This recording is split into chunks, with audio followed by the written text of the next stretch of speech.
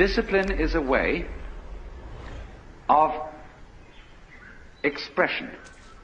Say you want to express your feelings in stone. Now, stone doesn't give way very easily. It's tough stuff. And so you have to learn the skill or the discipline of the sculptor in order to express yourself in stone. And so in every other way, whatever you do, you require a skill. And it's enormously important, especially for American people, to understand that there is absolutely no possibility of having any pleasure in life at all without skill. Money doesn't buy pleasure. Ever. You can't even make love without art. Where I live in Sausalito, we have a harbor full of ever so many pleasure craft. Motor cruisers, sailing boats, all kinds of things. And they never leave the dock. All that happens with them is their owners have cocktail parties there on Saturdays and Sundays. Because they discovered, having bought these things, that the discipline of sailing is difficult to learn and takes a lot of time. And they didn't have time for it, so they just bought the thing as a status symbol.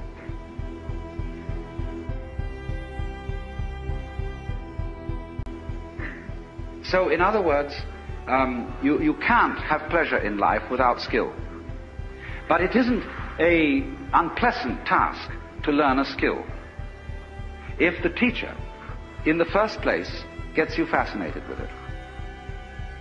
There is immense pleasure in learning how to do anything skillfully. To make carpentry things, to cook, to write, to calculate, anything you want. It can be immensely pleasurable to learn the discipline.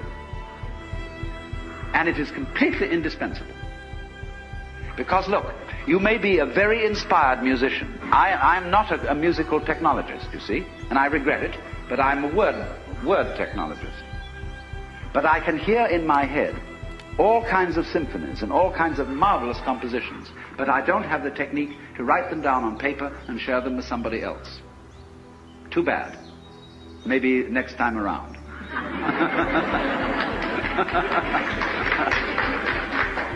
But you see, so far as words are concerned, I can express ideas because I have studied language. And I've worked very hard.